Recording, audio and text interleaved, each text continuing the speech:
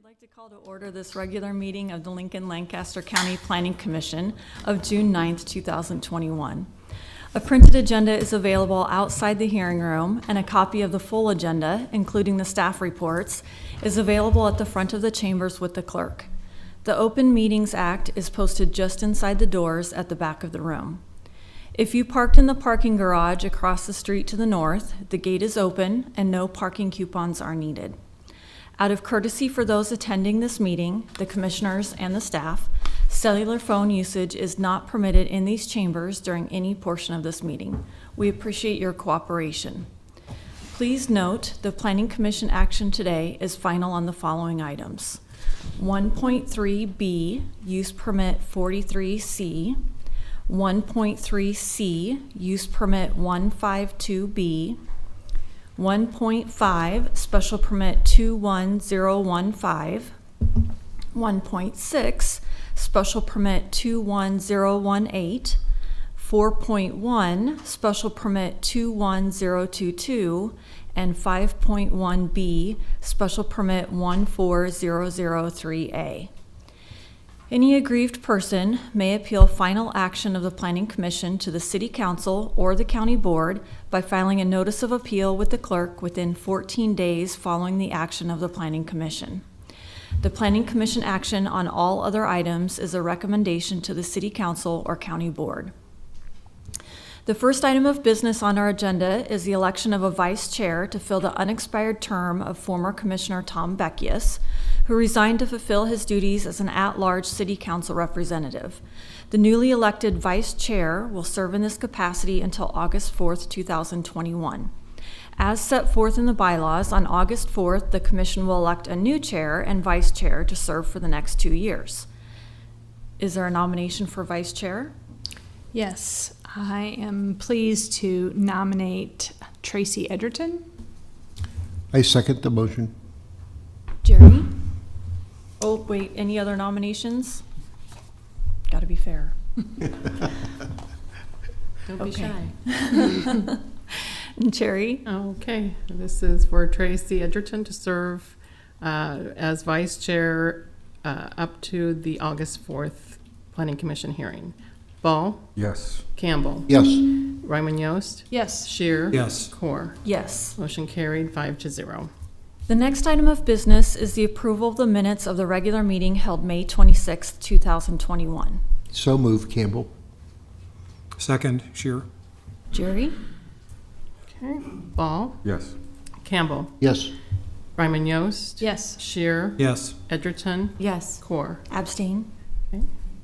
Motion carried 5-0. The next item of business is the consent agenda.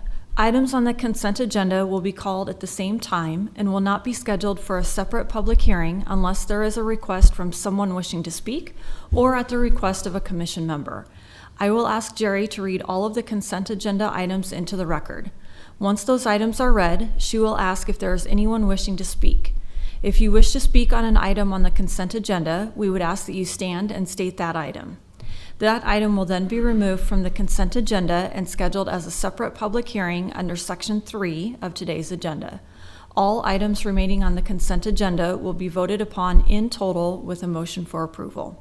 Jerry, will you please call the items on the consent agenda? Yes, before I do that, I just want to note that Commissioner Shear has declared a conflict of interest on item 1.4, which is change of zone 21018, and will therefore abstain from taking action on the consent agenda. Item 1.1a is annexation 21002 to annex approximately 42.51 acres, more or less, and the associated change of zone 21017 from AG Agricultural District to R3 Residential District, both of these generally located at North 106th and O Streets. Item 1.2 is comprehensive plan conformance 21012 to review as to conformance with the 2040 Lancaster County Comprehensive Plan. Two proposed amendments, the first to the Lincoln Center redevelopment plan and the second to the south of downtown redevelopment and strategic plan to identify the Sky Park Apartments redevelopment project, which is within both redevelopment areas and includes the rehabilitation of the existing historical residential structure on property generally located at 1301 Lincoln Mall. Item 1.3A, change of zone 21015 from O3 Office Park District to B2 Planned Neighborhood Business District. And the that change of zone is generally located at Highway 2 and Calvert Street. There is an associated use permit, 43C, to amend the existing use permit to update allowed uses on property generally located at South 13th Street and Stockwell Street, and also an associated use permit 152B to amend the existing use permit to update allowed uses on property generally located at Highway 2 and Pioneers Boulevard. The action by the Planning Commission on the two proposed use permits is final action unless appealed to the City Council within 14 days. Item 1.4 is change of zone 21018 from AG Agricultural District to H4 Highway Commercial District on property generally located at 4731 West O Street. Item 1.5 is special permit 21015 to allow for a community unit plan with up to 36 dwelling units on approximately 0.98 acres with requested waivers on property generally located at North 25th and Vine Streets. Again, this is final action by the Planning Commission unless appealed to the City Council within 14 days. And the last consent agenda item is special permit 21018 to allow for the reconstruction of an existing deck and stairs with a waiver to the side yard setback on property generally located at 7304 Thurston Street. But this is final action by the Planning Commission unless appealed to the City Council within 14 days. Are there any ex parte communications to be disclosed? I don't see any. Are there any ex parte communications that took place or additional information you learned while visiting the site to be disclosed? I don't think we have any of those either. Okay. Is there anyone here wishing to speak on any of these consent agenda items? If so, please stand and state your desire. Yes, sir.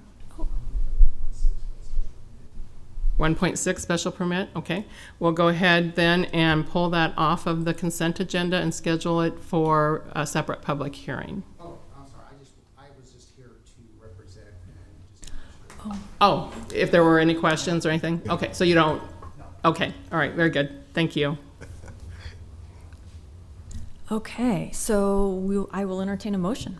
I would move that we approve the consent agenda. Campbell? Second. Ball. All right, Jerry, go ahead. Okay, Ball, Yes. Campbell, Yes. Ryman Yost, Yes. Shear, Abstain. okay, Edgerton, Yes. and Core. Yes. Motion carried 5-0. I will now ask Jerry to call any requests for deferral received prior to this hearing. Okay, we have received a written request from the applicant for a 2-week deferral of agenda item 4.1, which is special permit 21022 to allow for bulk storage of petroleum products in the I-1 Industrial District on property generally located at 1700 Saltillo Road. This would defer this application for public hearing and action to the June 23rd Planning Commission hearing.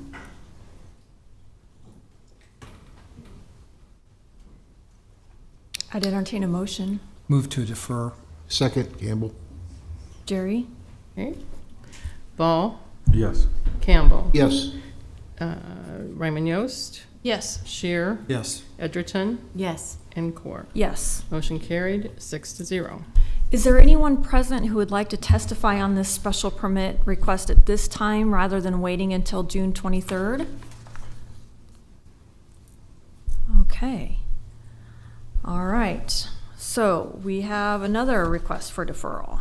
Okay, we also received a written request on behalf of the applicant for a 2-week deferral of the Planning Commission's action, and this is action only, on agenda item 6.1, which is change of zone 04075I to amend the existing Village Gardens planned unit development for the construction of multiple family dwelling units with waivers to adjust height and parking on property generally located at 5600 56th Street and Pine Lake Road.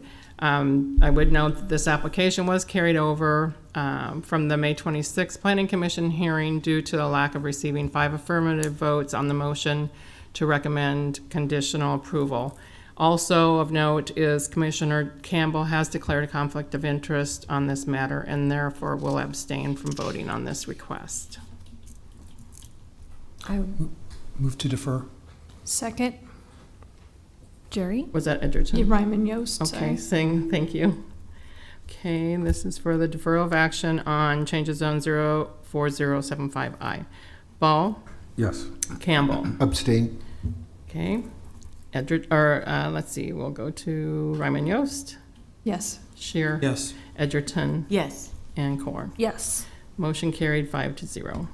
We will now proceed to public hearings. Prior to staff making a brief presentation, each staff person should state their name, agency, and address. The applicant will then be requested to present his or her testimony, followed by those who wish to testify in support, followed by those who wish to testify in opposition. The staff will then be given an opportunity to respond to the testimony, and then the applicant shall have an opportunity for rebuttal. Each person testifying should state their name. Oh, is that the same thing? Oh, yep. Each person testifying should state their name and address. Can you tell I had a break, so I forgot what I'm supposed to say?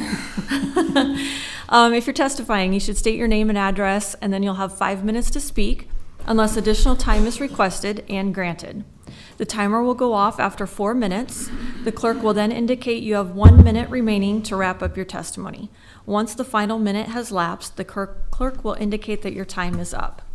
If during your testimony you have copies of documents or materials you would like distributed to the Planning Commission members or included as part of the record, please provide them to the clerk.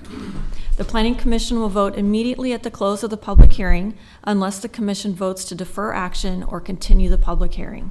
Jerry, will you please call the first public hearing item? Yes, before I do that, I would note that Commissioner Shear has declared a conflict of interest on items 5.1A, change of zone 21016, and the associated special permit 14003A, and will therefore recuse himself from this portion of the hearing.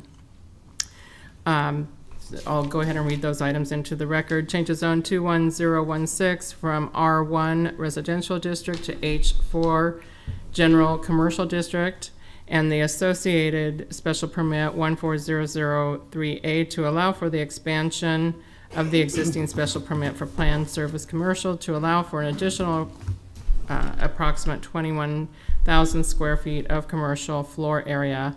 Both of these are generally located at South 70th Street and Pine Lake Road.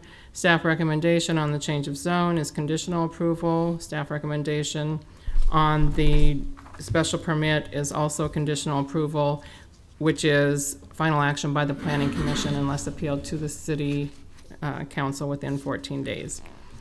Are there any ex parte communications to be disclosed on this item, or these items? I don't see any. Are there any ex parte communications or additional information that you learned while visiting the site to be disclosed? We don't have any of those either. All right, Mr. Will. Good afternoon. Brian Will, Planning Department, 555 South 10th Street, Lincoln, Nebraska, 68508. I'm with the Planning Department, and the items that Jerry just described relate to a development that's known as the Tagle Hill Project. And we're located northwest of the intersection of Pine Lake Road, South 70th Street, just northwest of the new roundabout that was built there. Two related applications. One is to expand the existing boundary of special permit approved back in approximately 2014, which would be this dark boundary, black outline here, expanded by what is shown in the crosshatched area here. So the special permit request includes the original area, but expands it by this area of 1.89 acres for an additional, approximately 21,000 square feet of floor area.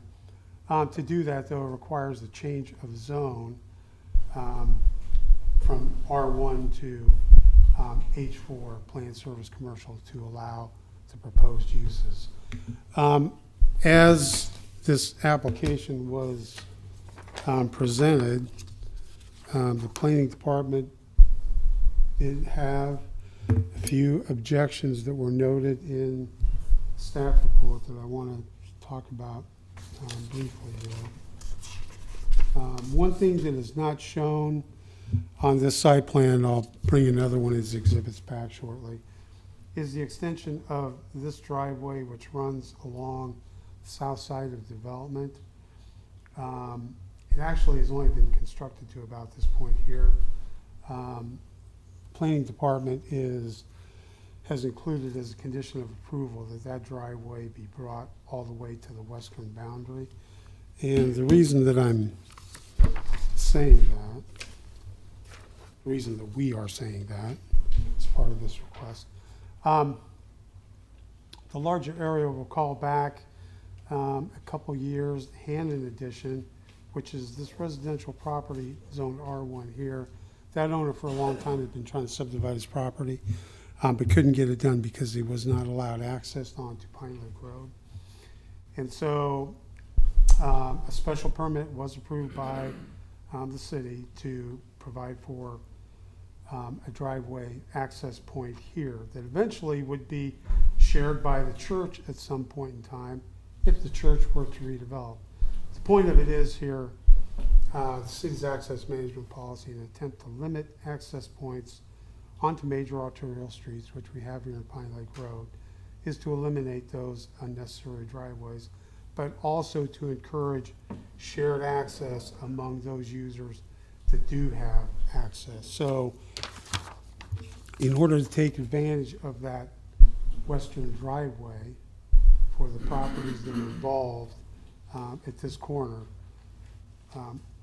we are recommending that that driveway be extended to the eastern boundary of the property. There's also a couple, there's also requests to modify a couple of the notes that were on the plan relative to relate to outdoor storage and screening. And that would be notes number 17 and 18. To change the note number 17 would strike the word screening as it relates to the mini storage warehouse buildings. And number 18 relates to the screening of any motorized rental vehicles that would be stored on site and the screening that would apply to them. So we're recommending those notes were included with the original approval. Planning department's opinion, nothing has really changed here. We recommend that they be included and not be modified as requested by the applicant. And so with the recommended conditions of approval for the special permit, the planning department is recommending approval of both the change of zone to H4 and the special permit to expand the mini storage and office facility for planned service commercial in the H4. So with that, I'd be happy to answer any questions you might have. Ryan, when you, in the applicant's letter, where they suggested these two changes to the special permit language that you just referenced, it suggested that that was different than what would be typical of a storage facility such as this. Can you give us a little bit of background as to why those two provisions were included in the first place in 2014? Yeah, I mean, a lot of facilities perhaps aren't maybe located at an intersection as visible as this one. And I mean, we've had now this two major public street facilities improved at this location. Plus we knew it was highly visible being right there at the corner. And so originally, I think the planning department, when we were getting inquiries for developing this property, were thinking of something lower intensity even than what was approved, perhaps even residential uses. And so I think from the beginning, given the adjacency of residential uses, just the character of this corner of the intersection thought it appropriate that those mitigation conditions be placed and made a part of it. So I think those factors all combined. Dick? Brian, the swale that goes through that area, that goes into Beal Slough, how will the street go in and not impact that swale? I don't think that would impact it. Let me get the aerial up here. Yeah, so the swale I think you're talking about, Is that, Mr. Campbell, yes, is Commissioner Campbell, right, is this one here. yep. So the driveway extension we're talking about is here, Oh, okay, and then across here. So we're well north of that. okay.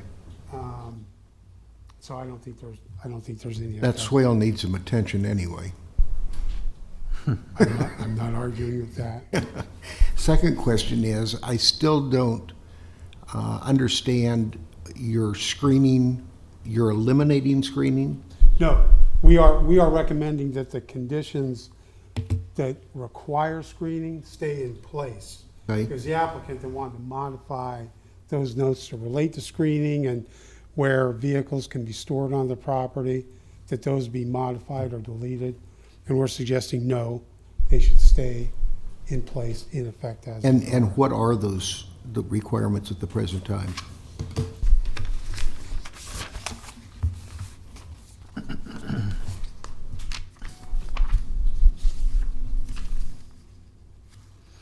So there's two notes specifically.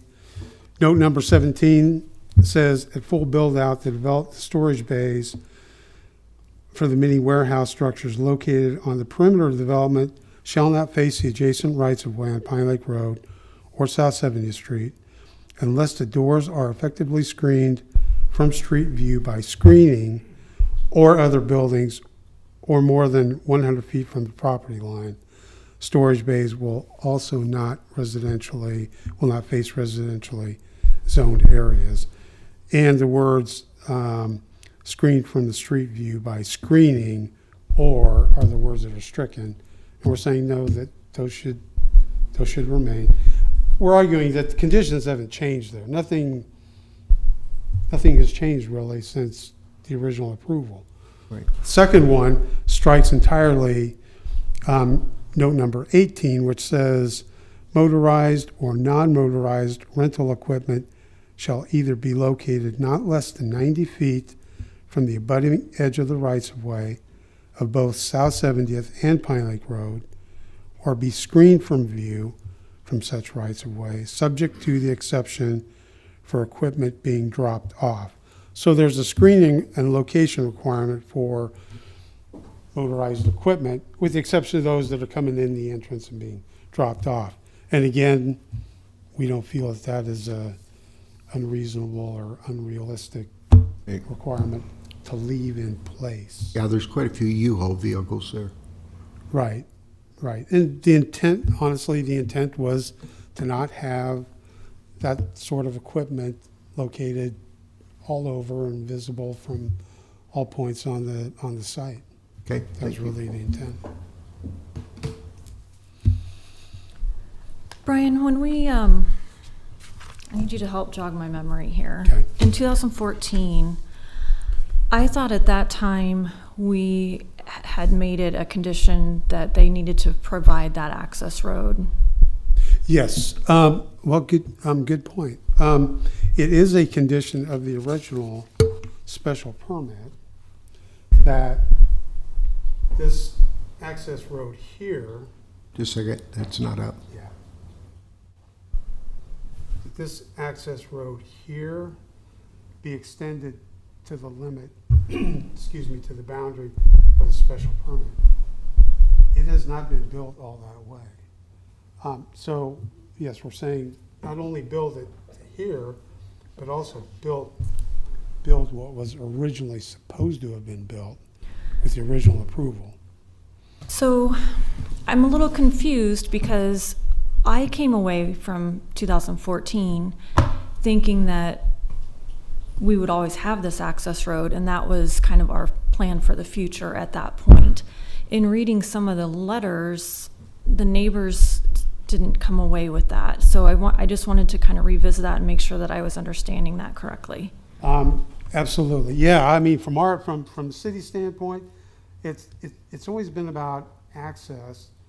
Here again, the properties that we've been talking about, the church and mini store, and they don't have full access. Access is limited here. So we were trying to enhance that, increase the connectivity between them so as to provide better access among these properties. I mean, it's typical with commercial developments that we would do in a location like this all across the city, that we have driveways connecting through them. So yes, it's been piecemeal because properties they don't all come in and develop at the same time, but that's been the rationale for it, is to continue in segments, the continuation of this driveway as properties continue to come in and redevelop. So at some point in time, they would link up over here with the other approved driveway access point in the Hammond special permit. That's been the rationale from the beginning. And so it was from both the east and the west side, because I remember the other one as well. So really from, I think that's 66th Street. I can't quite remember on the west side. Really from that side to 70th, we would have this access road, except for that That was the one. original. We had hoped, but that one's not going to happen. There will not be a connection to 66th Street. At least that's our best. Point.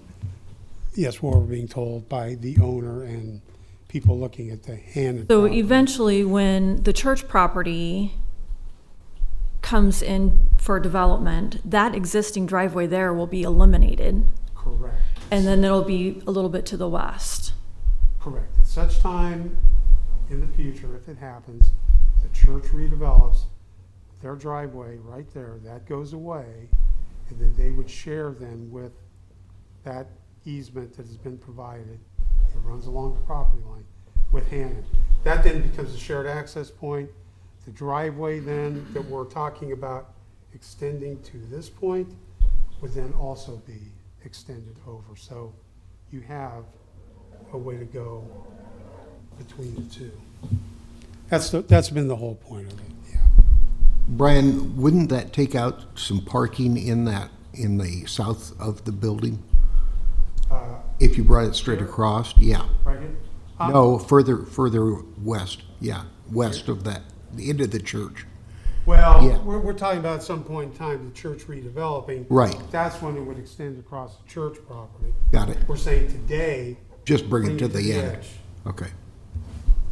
Again, that is a common, typical, everyday requirement. If there's an improvement required of you, you take it to the edge of your property, not to some point short of that, and then the next guy has to Right. pay to do it, yes. Okay.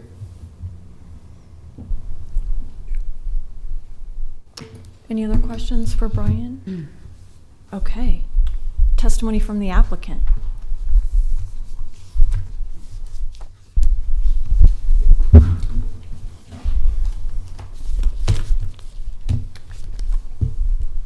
Stay up here with us? No. No, on that. We're gonna eventually need IT help for a thumb drive. Okay. I got paper stuff Oh, too. you got If If it's too complicated. I got paper It stuff came up. too. Okay, yeah. Which one is it, Mike? The one with the letter in front of it. Just opening up these. Okay, this one? Oh, all of them? Okay, I'm gonna let you run it. Here, I'll start over. Good afternoon. My name is Tim Gergen with Clark and Anderson, 1010 Lincoln Mall. I'm gonna kind of, Brian did a good job of presenting the project, so I'm gonna kind of skip into a little bit of the clarifications and questions that you all had on that end. Mike Wackel here, the owner, will be kind of going into the business of the storage units, but business is good. We're capitalizing on city's investments of improving 70th Street and improving Pine Lake Road. It's now a busy intersection compared to when we first were here, 2014. It is a viable business of storage units in this area, and so we're here to apply for an expansion of the storage units. I'm going to kind of get to the question about the screening. We agree, we are not going to protest any of the city's conditions, so we're here to accept the city's conditional approval. We will kind of explain our logic, a little bit of why we're trying to maybe appeal those conditions originally. And our first one was the screening, and it was mainly what is different from this storage unit compared to other storage units is the amount of distance from right-of-way along Pine Lake Road, because like Commissioner Campbell was saying, we have a drainage way along Pine Lake Road that has given the roadway additional right-of-way. So we have an additional setback from the street, so we thought the screening really was unnecessary since we're so far back from Pine Lake Road. But we're okay with accepting our original conditions of allowing the screening in that location. The next one, Campbell, you had a question about the swale. There is another swale that's coming from the north here. Can you zoom out just a little bit? Oh, I'm sorry. Sorry.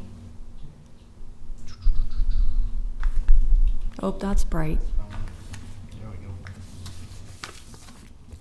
Thank you. So there's another swale that's kind of going to be on the mutual proposed property line here. And that swale, we will have a culvert eventually at this point where this road connects through here. So that will be a segue into this next comment about the access road. So our original permit had said we have to show the roadway connection, but there was a caveat that we would not build it until the west property developed. So therefore, our final plat and our plans show this roadway. We have an access easement dedicated for this roadway, and that roadway is this right here.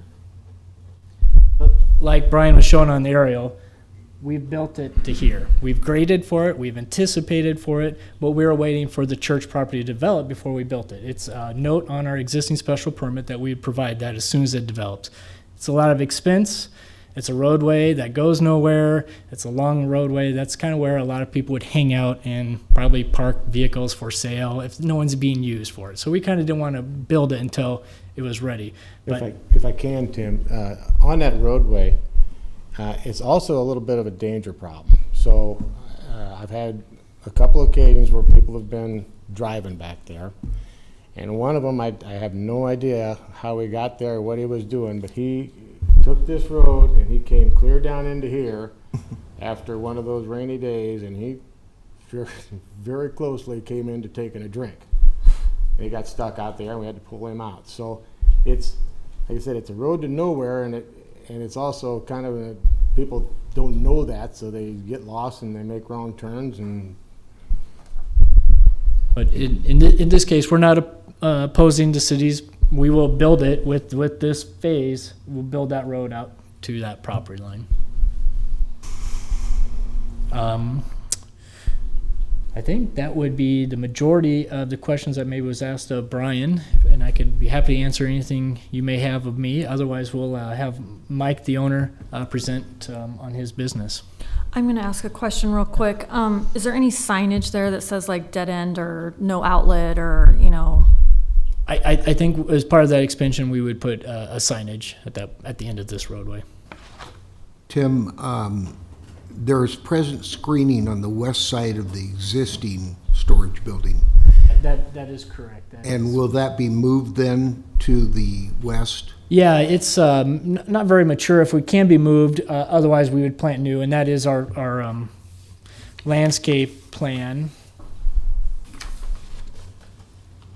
It is very similar where we initially had proposed a heavy landscaping back in 2014. It just hasn't been matured yet. We've only had a few years, but this would be another landscape screening that we are promising to do. Very similar to what we had approved in 2014 along our west boundary.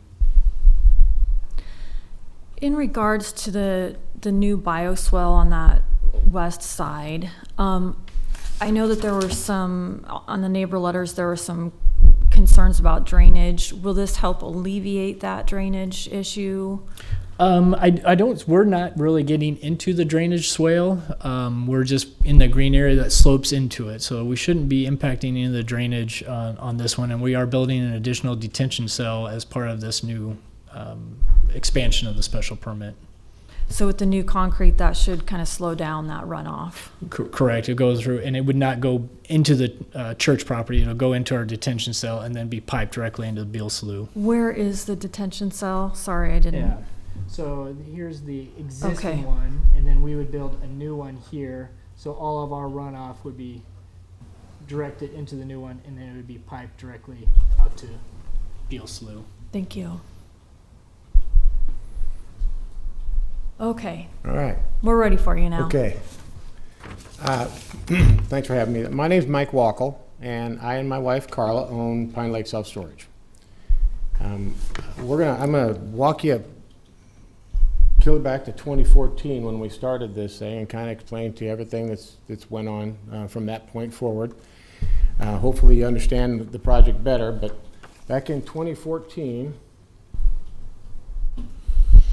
I don't know what I'm doing here. It'll come on. The zoom button. Is it on? Well, it'll switch over here in a bit, Mike. There we go. Okay, there it is. Okay, back in 2014, we started out with a corner there that I'm old enough to remember. It was blank. There was a house, a horse barn, and a lot of weeds. And it sat there for quite a while. The wife and I had an idea that we wanted to develop the lot. So we did a lot of work trying to make it happen. We came up with the idea, and we worked with the city, and we worked with the homeowners association, and we come up with this idea where we would build 3 facilities. The self-storage facility, but in front of that, on the 70th Street side, we would put 2 office-type buildings that would screen the majority of the self-storage facility. All right? And on the south side, which is Pine Lake side, we are very far back from the road. So we talked a lot with the homeowners association. We got it approved, and at that time, the homeowners association was, they wanted us to build a 1-story facility in the front. We had a 2-story plan, but we didn't go through with that because of 2 reasons. Number one, our clientele doesn't want to have 2 stories of storage. They don't like multi-story. And number 2, the homeowner association didn't want it. So we went back to a 1-story building on part of the lot. Well, that would have been this building right here. Today, those other 2 office buildings, one is open, it's Maranatha Dental. The other one is in construction, and that's going to be Ehlers Vet Clinic. Both of them I have information from. They are in agreement and approval of the expansion of the facility. We are a busy facility. We're doing well. Our clients are like us, and we'd love to expand and be able to do more. This is what the facility is designed as today. So this is the Maranatha Dental. This is going to be the veterinary clinic. This is my office space and a conditioned storage, and then everything else in the back is with single-level, typical self-storage facilities. So that brings us to how we're going to move ahead. About 2 years ago, it's been a long time in the coming, about 2 years ago, the church approached me wanting to sell a piece of their property. I agreed. It took a long time to get to this point. There's been a lot of discussion on how we might go about it, but this is the outline of the property, which Brian showed earlier. A little less than 2 acres, and I want you to take a look at the property because it's bound by three properties. 3 acreages here, and which I'm sure you're gonna hear from here in a little bit. And the front of the property, all this blue you see there is that floodway, all right? Floodway and floodwaters. So this piece of property, as far as being developable, is not very good for anything except what I'm trying to do for it, because I've come up with a unique way to make it happen. And I'm gonna try to show you how it does work.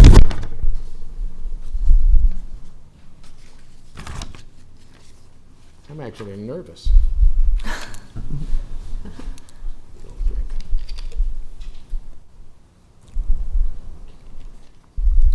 So what's unique about it is we don't need additional access from 70th or Pine Lake. 1 minute. You're nervous now. Wait till you got a minute. Okay. Oh, am I down a minute? Yeah. Oh, 70th or Pine Lake. We don't need it. We don't want it. Our businesses don't want it, and I'm sure the neighbors want additional access. So what we do is we come in here where this green dot is. We can remove 3 of our units and extend our main access road right into the area. Okay? Pretty slick. I don't have to have any more access to and from those big streets, and I can utilize what I have there already. And then you'll notice this line that wiggles around in here. That's the flood zone line. We got to stay out of that. So we get a portion of the property that we're buying to be able to utilize. And we're matching all the setback requirements that they've given us. So everything you see on this side of the line, this circle here is existing. Everything over here is new. This information was provided to the homeowners, and I made myself available to talk to them. And I'm not going to. They'll have plenty of opportunity to talk to you, so I'll let it for them.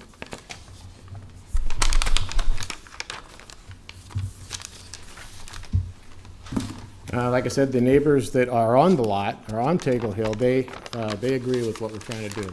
So I think this plan is good for the city in a lot of ways. Number one, it's the best use for the site. If it was tried to develop into something else, it's in a floodway. It's in a flood. It's got flood water there. It's going to be very hard and difficult to develop.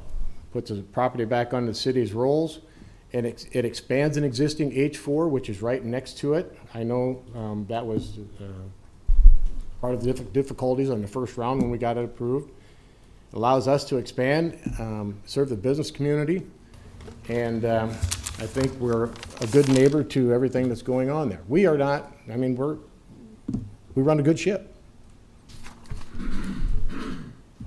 Okay.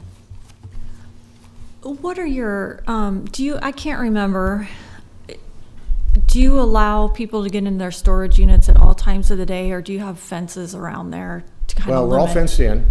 We're high security, cameras fence, everything, more than most facilities will have.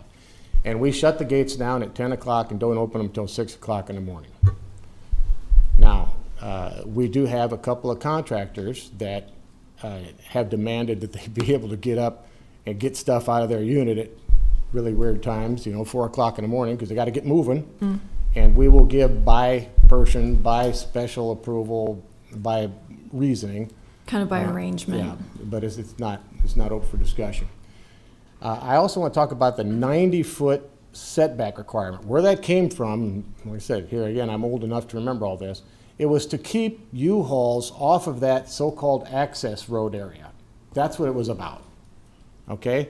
We have U-Hauls coming and going all day long. It's a very, very popular piece of our business, and we store the vast majority of them on our site, but those that are coming and going, they bring them in the front, they drop them off. Sometime later, somebody comes and picks it up, and it's gone again. So it's a continually rolling inventory. So you do have a U-Haul rental business running out of this location? Yes. So where do you normally store those U-Hauls for rent? Normally behind the fence, when they're not a high rolling item. If it's something that's coming and going all the time, we just let it come and go all the time. So when we store items, we have a spot back here that we store them. They're switching over real quick. What do I need to do? Yeah, they'll do it back. There we go. Yeah. We store back here, and sometimes there's a spot over here that we store, and then we store in here beyond a fence. Never is it anywhere close to that 90 foot. And if it is, it's because something goofy happened, like we have a 15-inch snow. We bring all the U-hauls to one side so we can make sure we can scoop snow the next day. But no, we're following the rules.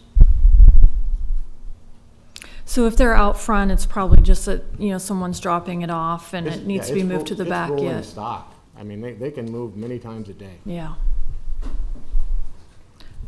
Other questions for Mr. Wackel? Mike, can you clarify for me the use, what's happening with the church on the neighboring property right now?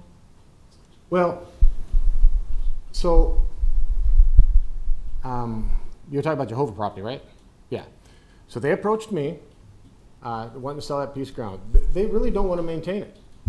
Okay? I mean, it's a big piece of property. They got to get volunteers to maintain it. Sometimes they don't get volunteers. They got to pay. They're better off getting rid of it and taking that money and using it for some sort of church ministry or church function or church bills, whatever it is. That's not my business. All right? I think it's a good for both of us. They get to use their money for something else that makes more sense, and I get to use it for something else. And the church itself is a going entity, though. I mean, it's an active church currently. I mean, as far as I know, I don't go to church there. So. I just meant it wasn't abandoned. It's not a, yeah. No. Okay, thank you. Any other questions right now? Okay. Mike, can I get your address for the record, please? Say it again. Can I get your address for the record? You have my home address or the business address? Wherever you want the note. 6825. Well, if you're going to send me stuff, send it to my house. 13600 South 96th Street in Roca, 6843. Is that for the Christmas card? And then if I could get copies at some point of the schematics that you I'll leave you when I leave. that would be great. Okay. Thank you. All right, testimony and support. And this is for both items. Testimony and support. Okay. Any testimony in opposition? Come on up.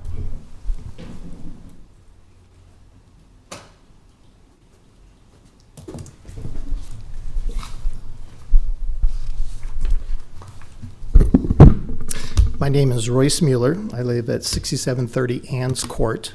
I am one of the adjacent properties to this proposed development, and was also instrumental in the very beginning when they came to us to build this facility. So, did everyone receive a copy that I left off 2 weeks ago with the maps, the pictures, and the statement? So I don't want to repeat all that in part of your time, but let me give it from our perspective of what happened back in 2014. And as you know, this corner has been in contention forever. And there was a home on there, and it was destroyed with the idea that they would change the whole corner to commercial. And this was Paul Rogie, who wanted to do this way back in the early 2000s.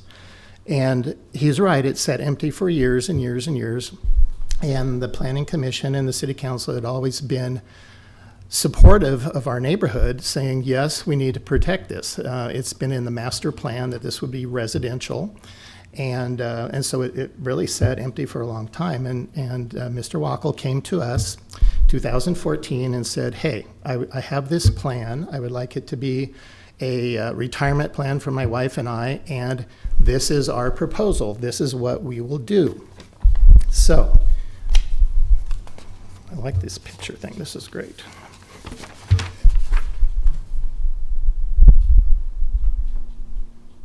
It's magic. It is magic. So this was the original property, and like I said, fighting forever. And then he gave us this.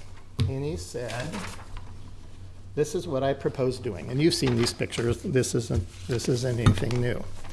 But along with this, he came to us and had a meeting with us and the neighborhood, February 25th, 2014. And at that time, he said, here's the site plan. This is what I will do. 2 small office buildings, self-storage buildings. They will be entirely enclosed, no outdoor storage of boats, campers, trailers, etc. Well, that went out the door with the U-Hauls. There's supposed to be minimal impact on the neighbors. All lights, traffic circulation would be located east of the building. And so you saw some of the pictures of the U-Hauls that were sitting there. And this is the landscaping that as we see it now. So right now we have a 300+ foot building with like 16 trees, and it looks like a giant white blob, and it's been there for 7 years. And I don't know how many years that they think it takes to develop the landscaping, but I don't think I'll be here 50 years from now when this is finally covered. The biggest problem is they want to move the building to right here. So you imagine this as being a 350-foot building, 15 feet tall, 20 steps from my property line. So it's about to the back of the room is where that building is going to sit. Not only affects me, affects several of the neighbors because we all converge on that corner.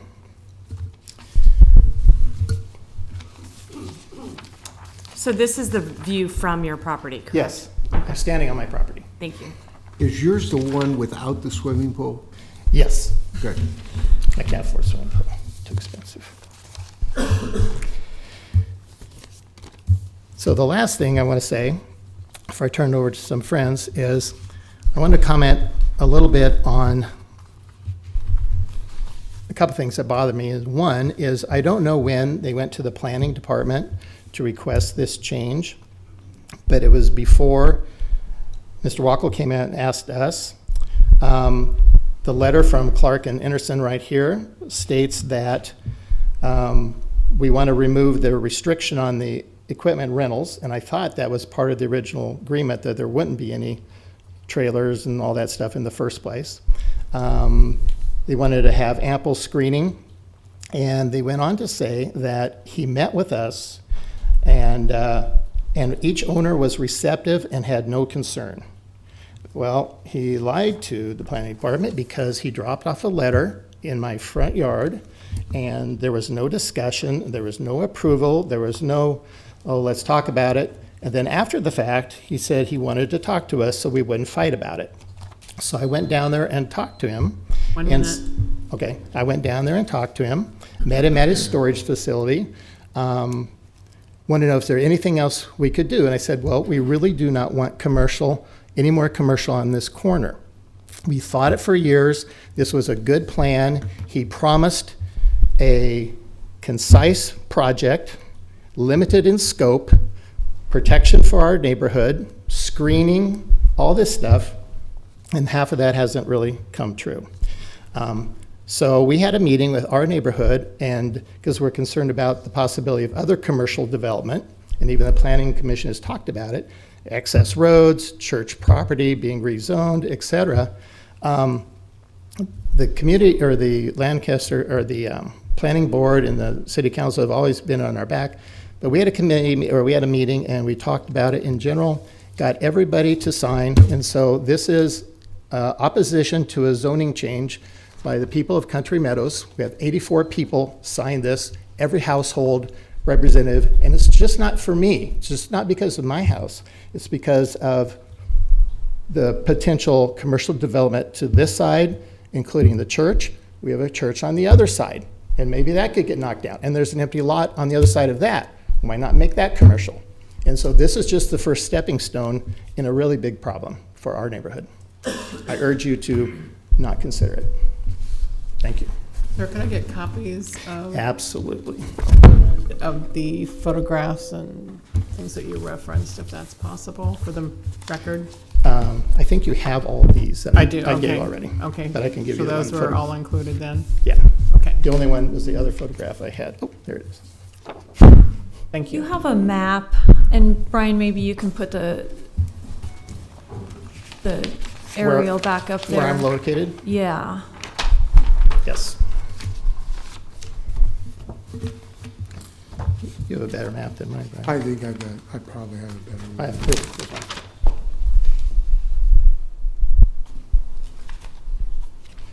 So I live right here. I'm adjacent to the church property, and where this proposal is 40 feet from my backyard. So you're the one who bought kind of that triangle from the church previously? Yes. Okay, and then, so your house sits, do you have any idea what that distance is between your house and the property line? I would guess about 150 feet. Here's the drive in the back, and you can see the back of the house right there. And so can you kind of point to, on the map, where you were standing when you took that picture? I was right here, corner of my property down here. And so if this developed, I noticed in some of the letters, if this developed with an apartment building or a duplex, you would be okay with that? Well, it's zoned R1, and there are a lot of things that can fit into R1. And I know our neighborhood would be happy to work with any developers to find something that would be suitable. We just don't want a 300 to 400 foot steel building looking at that and completely across Pugsley's property. And more than that, we just don't want the development of commercialization moving into the neighborhood, up and down both sides and all around. So we'll be happy to discuss it. I just don't want it to be commercial.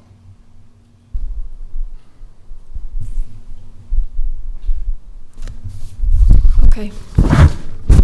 Any other questions for him right now? Thank you. Okay, thank you. Further testimony in opposition?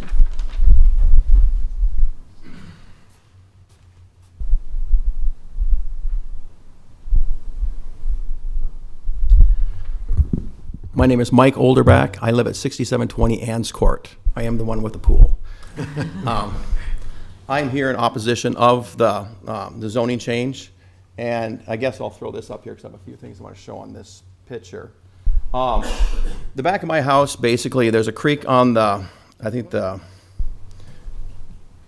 me see, east, west, on the north side of my house, and that's where most of the drainage from Country Meadows comes through it. Every time we get a rainfall, I have a 40 to 50 foot wide swatch of water goes through my backyard that's probably a foot to 2 feet deep because the drainage from all of Country Meadows goes through mine. So I have a difficult time understanding how we look at the Beale Slough or whatever's down here, of all the water that's going to come from my property, comes right through it all and come through it, and where it's all going to go, especially if they put that access road. My next concern is, if they build the buildings like they want to build and they want to put screening, which the best screening is evergreen trees. Evergreen can't take a lot of water. And they bermed it up before for the evergreens just to, I think, try to get the extra height on them because I think they're 2 feet tall now. Where's the water going to go on that little teeny the piece of land that they have left on it from on their plans? Where is the water going to go from my property? Because I've had a property in the past that the people changed the flow of the land. The water went there and did a lot of damage, and it actually created a lot more problems. We have houses, we have the church there, could push the water into the church. Where is the water actually going to go? And for a culvert system, how big a culvert system do we want to put back there for it? I also have 3 granddaughters that live right up the street from me, and they play in the backyard. In Country Meadows, we're not allowed to have fences. So we can't take and screen it out. We can't really do anything other than put lots of trees up on our properties. But when Mr. Woggle said that he was going to take and put trees there, he said, we're going to berm it up there. You won't even see my building because I'm going to take and put all these trees in there. He didn't follow through with that. So we're very gun shy. What's he going to follow through on the next one?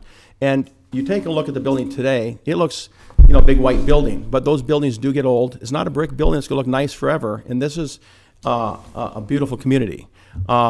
I have been in the convenience store business. I was in the convenience store business in the past. I've been sitting in front of this planning commission board many times dealing with Brian Will.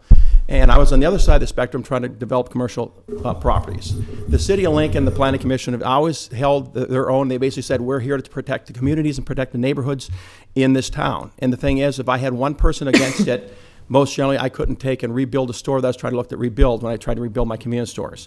There's sometimes I'd have one neighbor that's against it, and sometimes we had safety issues while we're trying to rebuild these convenience stores that it was really necessary to do it, and I was still voted down on it because the neighborhoods basically, we're the people that live in this town. We're the people that take and make Lincoln what Lincoln is today. And the thing is, without the communities, without the people, there's nothing there. It's not going to support the businesses. We're looking at storage units that can be built anywhere. There's so much land all over, and with the technology today, like he said, people go in at 4 o'clock in the morning. It doesn't have to be right there when they can take and scan their card, and we can grab another piece of land a mile away that's not going to encroach onto a housing district, is what my concern is.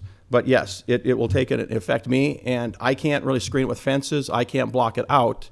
And the day is going to come when that building's going to be an older building sitting there, and it's going to be an eyesore for us.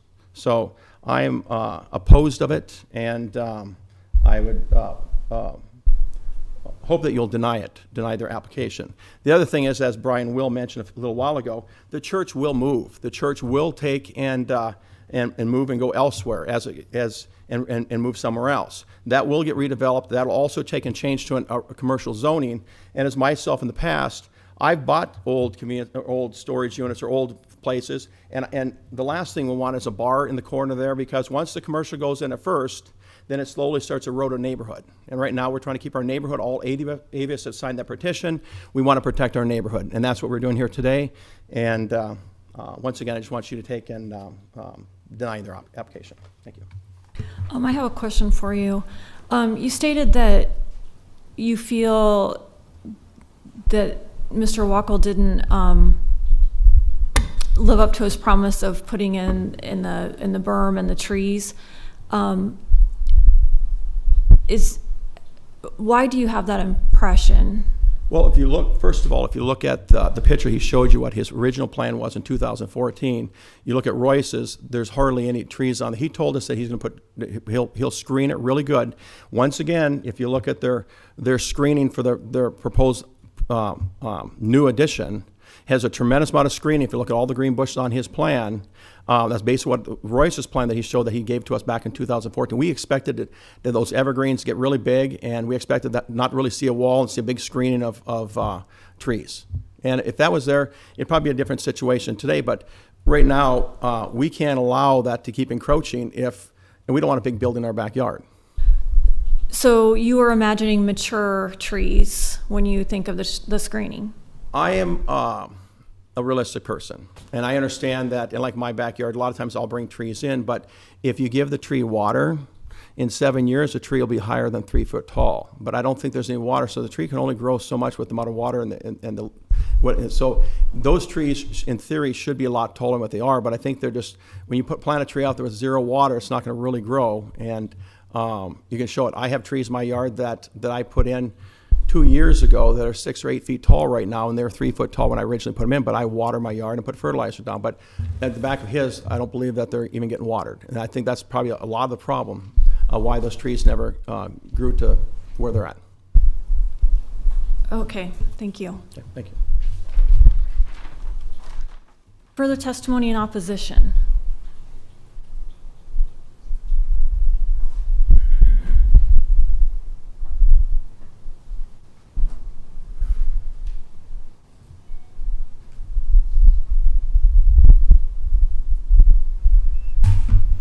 Hi, my name is William Pugsley, and I live at 6831 Marcus Road. I'm on the dead end of Marcus Road on the south side.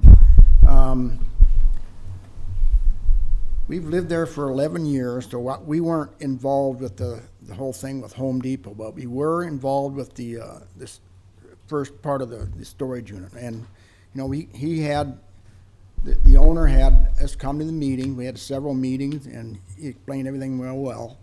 And everybody in the whole HOA, they seem to say, well, if there's going to be something there, this would be pretty good to have. But now he wants to infringe upon another 100 feet of our green space, and I don't know. We've lived there 11 years, and we enjoyed our privacy. We enjoyed our view, our green space, and now all of a sudden it's going to disappear. And we really hope that you would vote this down. No. Any questions for Mr. Pugsley? Thank you. And I want to make sure that I understand. I think you're can you point out? Yep. I mean, I think I know which one you are, but I want to make sure.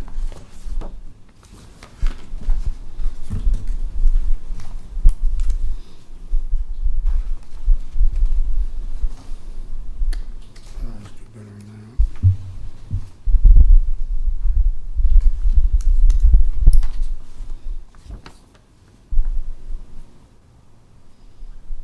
Here's the court, the dead end. This is where, that's in court, Mhm. that's us right here. Oh, wait, Here's the existing facility, here's the expansion. this is our land right here, right here. Okay, yep. Here's the very Kind of last the house. the J Last shaped. house. Yeah. Right Yep. here is where Yep. we are. Okay, great. That's what I thought, but I wanted to make sure. So all this land here, I mean, that just, from there to there, that full blocked everything. And then it's just And your part of house this- sits up towards, on the top of the hill up here. We look down and we see the roof, and at night, all the night lights are on, and not the view we used to have.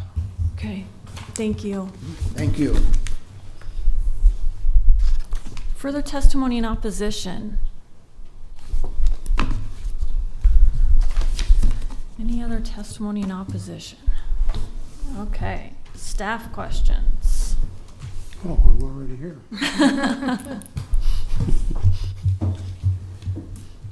I've got one for you, Brian. Okay. So the original use permit, talked about no equipment rental allowed. Is a U-Haul business considered equipment rental? No, that's not exactly the way it read. The notes that I showed you or included in the packet, these are essentially the notes from the original special permit, okay? But where they've been lined, like in The number 18 there? yeah, like number 18, that's a note on the original special permit. This is proposing to delete it. We're suggesting no, leave it there. So that's the way the note was originally written. It's not no store, no equipment stores like that. There were just limits on how and where. As well as note 17, that note's from the original special permit as well. There's just a proposed change to it that the planning department opposed. So they didn't say no rental, they just said it had to be located in certain There spots? were limitations on how and where, right? I have a question. Yeah, go ahead. So for condition of screening, are there any particular requirements around that in terms of what needs to be put in place? No, there wasn't. I think in our opinion, there wasn't enough required without some special condition, okay? And that's why these heightened screening or location requirements were added. Okay, there, for the H4 district commercial, there would be a certain amount of, shrubs and green space for parking lots, that sort of thing, but nothing be above and beyond such as what's required here. This is above and beyond what the design standards would require. Okay, so say for example, like the H4 screening requirements that are standard for all H4. all H4 applies here. I don't know what they are off the top of my head, but say they're 6 feet, I can't think of how they're normally worded, but he's following those with the stuff that he planted along the backside there. Yeah, at the time of building permit, they submit their plans for, the construction, the buildings, et cetera. But there's also a landscape plan that's submitted as part of that. And yes, there's required screening in the case of a development like this where you've got some commercial zoning adjacent to residential, there would be screening required. But of course, I think as has been described here today, while those plants are put in the ground, they're not mature and it takes time for Yeah, it can them. be a little misleading because it does take time for them Correct. to mature. But it would they- have been reviewed for compliance with design standards at that time. And they were planted as required. Tracy, the requirements are 4 to 5 foot on the evergreen, and 1 inch on the H4. deciduous trees. Caliper. Yeah, the caliper. With regard to zoning, Brian, I know that we've had occasion to discuss previously that there are certain zoning districts that are favorable to provide a buffer between residential areas and more commercial areas. How does H4 work with regard to that general conversation on zoning? Okay. I mean, H4 outright, it allows some intense uses. But the other thing about the H4 is it sort of functions like our use permit districts like the O3 or the B2, where if you get that zoning, you then have to submit a use permit. City has site plan review authority. It's required for you to develop. Well, the unique thing about H4 is it has a special permit for planned service commercial. Let me make sure I'm clear though. You can get H4 zoning and develop it, but there is a special permit for planned service commercial in H4 that further limits what you can do. And really that was the condition under which the planning department was willing to get behind this, to say, okay, H4, but planned service commercial, special permit, site plan review authority. So once it goes through the planning commission and you've got the zoning, you're then limited to that site plan. So that's where we have the ability to add, these additional conditions relative to screening or location of, the equipment. So this is another of those districts which allows that sort of extra level of protection in proximity to residential zoning. So across the city, you have H4 next to residential and other locations. Oh, I'm and those sure. special permit restrictions that are placed for that particular area allow for some control to mitigate any uses that could be used in H4, but wouldn't be approved because of the proximity of residential. Correct. I can't think of any off the top of my head. Of course, yeah. But yes, it would not be unusual. It's another tool in the kit to allow us to, do something that may not otherwise be allowed, but to do it in a way that we can ensure that compatibility. The special permit, the site plan, we all get to look at and come to agreement on. Brian, I know that in the comp plan, this land in this area was not designated for commercial use. It was designated for residential. Usually when we have, two intersections of kind of busy roads here, that residential would take the form of apartment buildings, several stories high.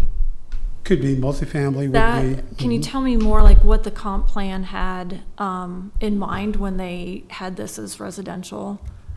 Well, I think ideally, if you'd have maybe come up to us and asked us, which actually some did back then in 2013, 2014. I mean, I think our notion was, well, maybe somehow getting a couple access points here, some internal connections, maybe doing something higher density residential. That I think was our first response.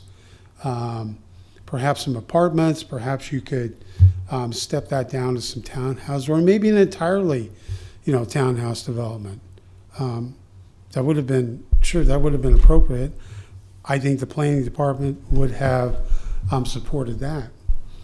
My recollection was, I think, out of the parties involved at that point in time, I think the planning department was the only entity, the only leg on that stool that was supportive of that kind of development. That's my recollection. It would be very unlikely, I think, that, and correct me if I'm wrong, that this land would have developed as further like 3 acre lots along here. Is that fair to say? I think that's fair to say. I don't think that was in the cards, no. So even though this is zoned R1 right now, do you anticipate that we probably, I mean, Well- if this lot or the church redevelops, how likely is it to stay R1? Well, okay, first, the church, and I think I was quoted as saying the church is going, I'm not suggesting the church is going anywhere, or that it's going to, as a matter of fact, in meetings with the church and their representatives, they told us they absolutely intend to go nowhere. Okay, but I mean, we Okay. have to look at it, going through with our eyes open, that it may, but even if this church leaves, maybe another one comes in. Okay, perhaps it does redevelop at some point. By the way, the R1 zoning that is here, that is a fairly new occurrence too. That was at the request of Hannon at the point in time, so he could redevelop his property. And the R1 was understanding that acreage developments like this, maybe long-term, their future is urban density as opposed to 2-3 acre development. What's the closest we have? R1. Well, whether any more properties go R1 or not, I don't know. But in this area here, given the access, given the church that is there, and the mini storage, that pattern is set. I think it's highly unlikely that there's going to be residential in between those, or perhaps if the church property redevelops, that is residential as well. We'll have to wait and see. As planners, we have to look long-term. Yep. Not that I'm really a planner, but you guys are. So when you're looking at even, this residential area right now, we also have to take into account that this will probably redevelop at some point, so it won't always be 3 acre. Are we talking about this Yeah. larger area? Yeah. Right, and like I said, that was the rationale for R1 here, was that if, down the road, years down the road, as the city continues to urbanize and grow, I mean, we've seen that in several areas of Southeast Lincoln, acreage lots redevelop. The owners are ready to move on, they want to redevelop their property. The most logical zoning here we thought was R1, because you have some lots in Country Meadows that are almost of that R1 type, character. So, the other thing about, here again, DH4, the intent was, okay, if it's not going to be residential, what kind of uses sort of, seem appropriate? Well, it's going to be adjacent. You're in proximity to something residential, or to residential, and you have less than ideal access. Now, there's not that many things. Office, a lot of office uses don't have a high traffic demand. Mini storage is another one that, honestly, the impact from mini storage facilities is much less when compared to other commercial uses. So there's not that many things in H4 that I would suggest work, but office, mini storage, yeah. So, that was our thinking at the time. Those uses are fairly low intensity and seems to work for everybody, and I think that's what we're thinking here today as well. And if the subject parcel were to redevelop into, say, like duplexes or apartments, they would still have to take the access, from the same spots that this special permit is looking at. Yeah, so access becomes an issue for anybody that redevelops in here, because they're going to have to take access here, or if there is a drive connection, back here. you know, shared access point at this location right here. If this were developed as residentially, then you've got commercial traffic maybe coming in here to get to this point. It's maybe not ideal. You could make it work, I suppose, but it's probably not an ideal circumstance. Okay, thank you. Any other questions for staff right now? Okay, applicant rebuttal.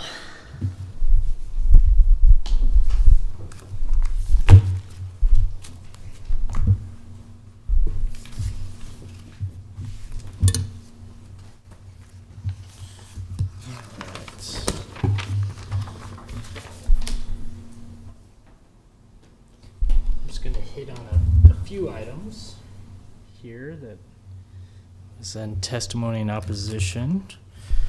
The first part are the setbacks. So for this zoning, it's a 40-foot setback, and we're not asking for any waivers on that. We're adhering to the 40-foot setback. Our site plan was laid out in such that our storage unit backside would be facing the neighbors, not the active side of our building. So not the doors, not the driveways where people are coming and going and parking their stuff, getting in and out of the loading of the doors. And so that was our commitment to the neighbors is we would always be having the backside of the storage units be facing the neighborhood. So no storage doors, no active spaces, the inactive side. And that's what we were showing again in this resubmittal. The setbacks we're showing are 40 foot from the property line, but this exhibit kind of shows you some distances from the neighboring houses. Even though you're taking a picture 40 foot from your backyard, you're actually a city block from the building, from your house. And so I don't know if we would ever imagine having setbacks of one city block, one house per city block, but that would get a very urban sprawl city. This is well within 2 miles of the city limits. We're not on the edge of city anymore. These acreages were developed at one point, and they were on the edge of the city. They are now fully within the city, and we're having to try to compromise in around these acreages. So even though we are 40 feet from the property line, that's a little bit new to them. We're 300 feet from their house, and that shows that through there. The drainage upstream, we recognized the channel, and we're not impacting the channel. We're not impeding the channel until the very end, until very far down here at this point where we have our commitment roadway crossing. So we're a good 600 feet from the neighboring properties from any drainage issues. We're downstream from the property. We're not upstream causing our additional runoff. So I don't see any issues from this development causing any of those items through there. I think that was it for some. So I'm going to just elaborate a little bit on that drainage thing. So what I hear you telling me is that right now when Mr. Olderbach talks about, this stream kind of occurs when we have a major rain event, that is really, that's where you're putting in that new bioswale. So that drainage is going to continue right along that same path.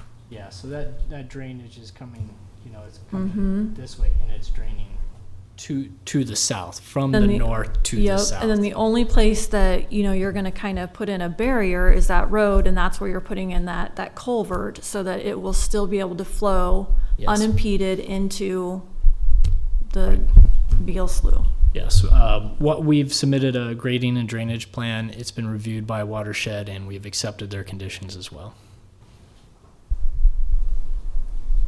Other questions for staff?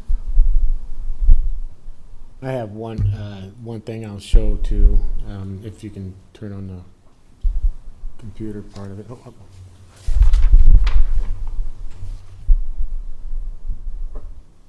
I wanted to just show a picture here. This is standing on the property that is in question to be purchased, looking back at the swale and the houses. So this is what you see from the building out.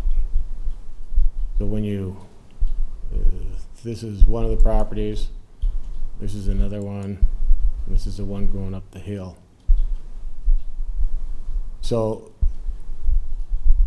you have to actually step past your property line and get onto the church's property to see nothing but a white building.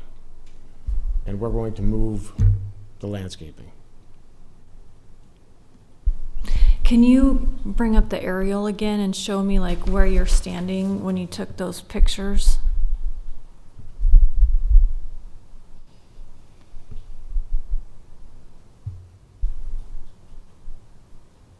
Yeah, I would have been standing about right here.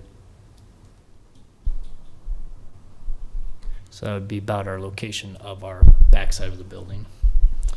Another item might be to clarify some confusion. It was the commitment for outdoor storage was what we were not going to do, and that would be the campers, boats that are typically just on a rock lot and are outdoor storage. So that was one item that we were not going to. And so you don't have any boats or campers or anything stored? The agreement was always we were going to have U-Haul, and that was going to be a business that was there, and there was some setback rules, and we followed them, but we were never going to sell space for boats, trucks, outside storage. Everything is inside. If it isn't inside, it's part of the U-Haul operation.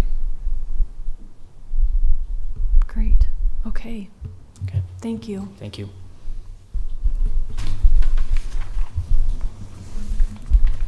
I'd entertain a motion. I move we close the public hearing. Second, Edgerton. Jerry? Okay. Ball, Yes. Campbell, Yes. Ryman Yost, Yes. Edgerton, Yes. and Core. Yes. Motion carried 5-0. We'll have to make two motions, but I'd like to discuss them together if we can. Yes. Okay. Yes. I would move to approve the change of zone 21016. Second, Edgerton. And- Discussion. Yeah. Go ahead and discuss both at the same Okay. time. When we get to 51B, I'm going to make a motion, amend the motion to increase the screening with some certain parameters. I think this is a piece of property that it would be very difficult to use for any other purpose. And I am concerned for the neighbors that it be well screened and that it be screened quicker than was done originally. Plus, I'd like to see a drip irrigation system added for that line to help the trees even grow faster. But I see no other logical use for this piece right in here. And I understand the neighbors' concerns about continuing to change to commercial zoning all along Pine Lake Road. But with a limited access to Pine Lake Road as it exists, and the Transportation and Utilities is not granted curb cuts in other situations along there, I think that's going to impact any potential development on those other lots. So. Other comments? I agree that this is an appropriate use of this property. I feel like the conditions that are being proposed will mitigate the effects on the other property owners. And I really think that given the limitations of where this property is, and I think it's an appropriate use. And I will vote to approve. I agree with Tracy. I know that several of the neighbors indicated they would like residential use, and if I had a crystal ball, that would be great. That we'd all like that. But if I think that if this development wouldn't have happened, if this commercial wouldn't have went here, I think it would have been a lot of apartments, and it would have been several stories high, and I don't think you would have liked that. I think that, this is a pretty low intensive use. You really have quiet neighbors. Having the garages on the other side helps minimize the sound impacts to you guys. And also the limited hours, that really helps too, no late night parties, people pulling into parking lots, all that kind of stuff, headlights. And I'm intrigued by how, I came away from 2014 with a pretty clear-cut idea of what was going on here. But somehow the neighborhood didn't have that same impression. And so I don't know where that breakdown happened and how we can do a better job of explaining to people that are outside the planning community that, this happened exactly like I thought it would. So I'm a little confused as to how that didn't get conveyed to the neighbors. So I think that's something that we can work on. But I think that this is an appropriate use. I think that it would be hard to put anything else there. We have a viable business and they want to expand, and I think that's great. So I will support. Jerry. Okay, this is for the conditional approval of changes zone 21016. Ball, Yes. Campbell, Yes. Ryman Yost, Yes. Edgerton, Yes. Core. Yes. Motion carried 5-0. I would also move special permit 14003A. Second, Edgerton.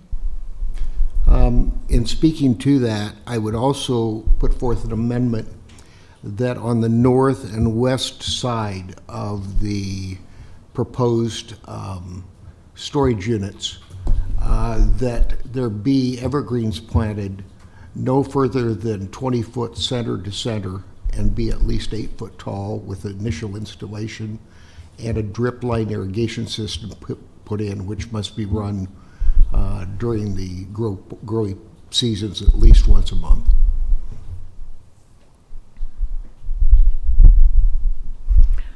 I'll second for discussion purposes. That was Core. Thank you.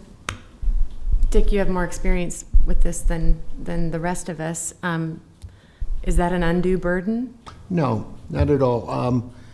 It's larger than the city requirements are. City requirements are 4 to 5 foot on an evergreen. And basically... That's at installation? Yes. Okay. And basically, the first year a plant's going to sit there and really do nothing but establish roots. The second year it will start growing, and it may get about 4 to 5 inches of growth on it. A pine will generally put out about a foot of growth a year. And if they're put out into a dry area, they're probably going to maintain that at maximum 6 inches of growth in a year, just what the roots can support. But by putting a drip irrigation line on the row of the plants and having it at least once a month, it doesn't have to be a huge amount, but in getting them started, you'd probably use it more often. But after the first year, once a month would be sufficient to maintain a fuller or faster growth rate on the evergreens. And setting them at 1 foot, 1 to 20 feet, setting them from one trunk to the next trunk at 20 feet, would allow them to eventually grow together, but still maintain a viable fullness, whether it's a pine or a fir or a spruce. All of those would accomplish that. Dick, how much does a drip irrigation system run? Probably at the most a few $100s for the whole strip, both south and west. And basically, there's emitters. There's either emitters that would be around each tree, or there's holes punched in the line that emit water every so often. So one of the residents did have a concern about the closeness to the flood area. Yeah. Been any issues with that, especially being that it's closer now to that area? Right. With the 40 foot that they have between the storage units and the property line, and that drainage area is right at the property line, I don't think they'll have problems with the irrigation. With the too much water on them. Evergreens don't like water, but if there is an area that is wet, then bald cypress could be used in that area very efficiently. And bald cypress will provide, it likes a wetter area, and it will provide the screening on about 3/4 of the year. It eventually does drop its foliage. It's a tan foliage when it drops, but it holds a green from early in the spring until partway into the winter.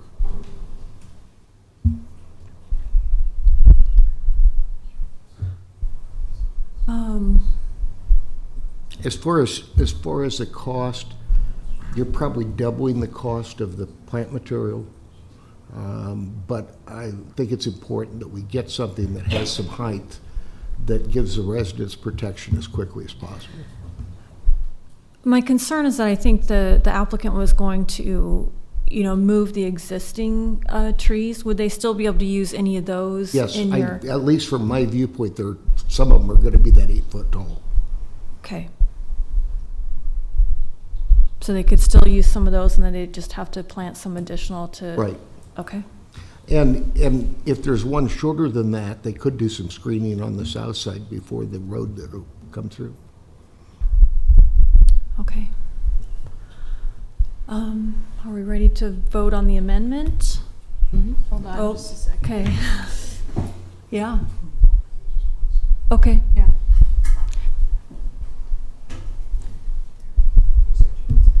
We're cousin David Brian's. Carey with the Planning Department. I just want to make sure, Brian made a good point. Just clarify that that motion to amend includes additional screening above and beyond what's required.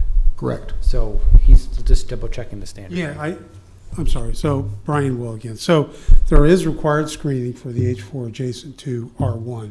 So I just wanted to make sure that, are you suggesting this in addition to, on top of what's required, or instead of? Yeah, what's required doesn't have a spacing requirement necessarily, No. and nor does it have any requirement above that 4 foot height. Okay, that's good. I just want to clarify. Okay. I think we're now ready to vote on the amendment. Okay, I did not capture all of that text. It was to require a minimum of 8 foot tall evergreens to be placed 20 foot apart, center on center, from one trunk to the other trunk, and to have a drip irrigation system installed on the plant material, and to be connected and watered at least once a month during the growing season.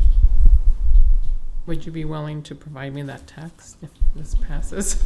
Wait, hold on now. Or I'll just get it Hold from on, Rhonda. the attorney has got it.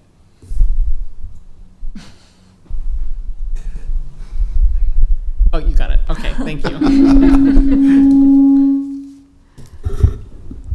Okay, motion to amend. Ball, Yes. Campbell, Yes. let's see, Ryman Yost, Yes. Edgerton, Yes. and Core. Yes. Motion carried 5-0 on the motion to amend. Now on the main motion as amended. Any further discussion before we vote on this one?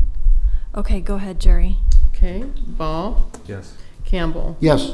Ryman Yost. Yes. Edgerton, Yes. Core. Yes. Motion carried 5-0.